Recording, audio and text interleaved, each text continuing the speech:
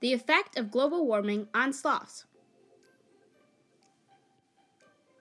There once was a man who casually walked to his car and on his way to work. He worked at a factory. And as we know, factories release greenhouse gases, which harm the environment in several ways, in which I will be showing you in this animation. These gases include nitrous oxide, CO2, methane, and water vapor. They are released into the atmosphere. See, the sun's rays hit the earth and become heat. The greenhouse gases then trap the heat, keeping the earth warm. However, some of the sunlight that hits the earth is reflected out into space. This process is known as the greenhouse effect. In South America and Central America reside many sloths. This is a sloth named Baby and his mother and father. They were living peacefully until global warming affected them. Global warming caused many trees and plants to dry out, causing a food shortage because plants are what they eat.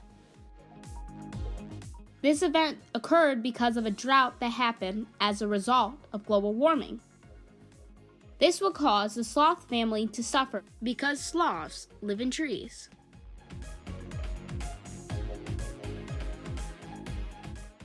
The caring parents gave the last leaf available to them to their son, Baby.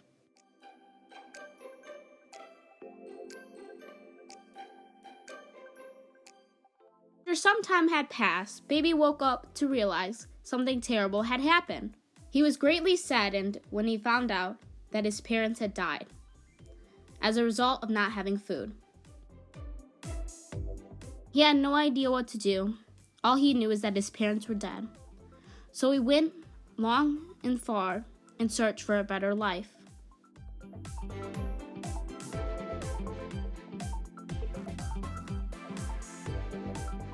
He came across a town and hopes to be cared for. And there goes the factory worker. And with open arms, he offered to take care of the sloth.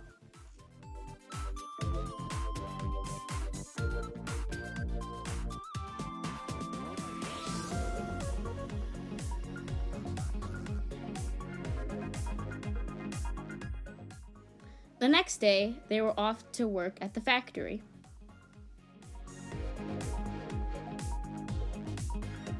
Soon after, Baby realized that the factory emitted greenhouse gas, causing a drought, which led to no food for his family, the reason why his parents died.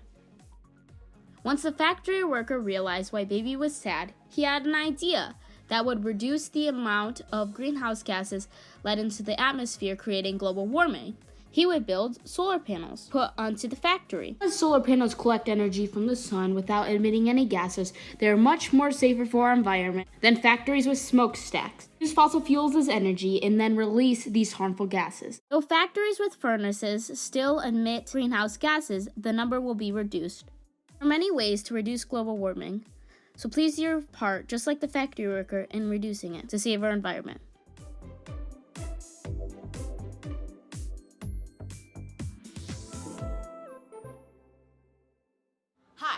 I'm Isabel Wilson. I'm going to walk you through step by step on how I created my first animation.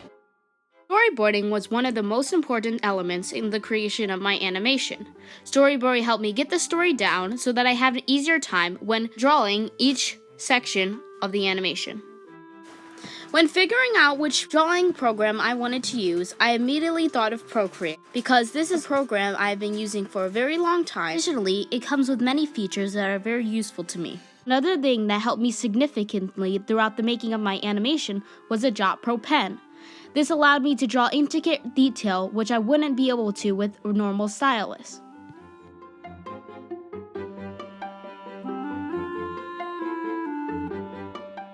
Step 4 is to create a basic sketch of the animation. Right here I'm drawing the scenery. The scenery is most important because it sets the tone for how the animation will go. For instance, if you use bright colors, it makes a fun tone, rather than if you use darker colors, it makes a more serious tone. Then you need to go on with highlights and detail. With animation, you don't want to make too much detail because there are multiple frames creating the picture. If you go on with too much detail, it'll be harder to change and harder to recreate. Step 6 is to draw practice sketches of the characters on paper. This gives you an idea of what you want the characters to look like while still practicing on them until you transfer them onto the iPad.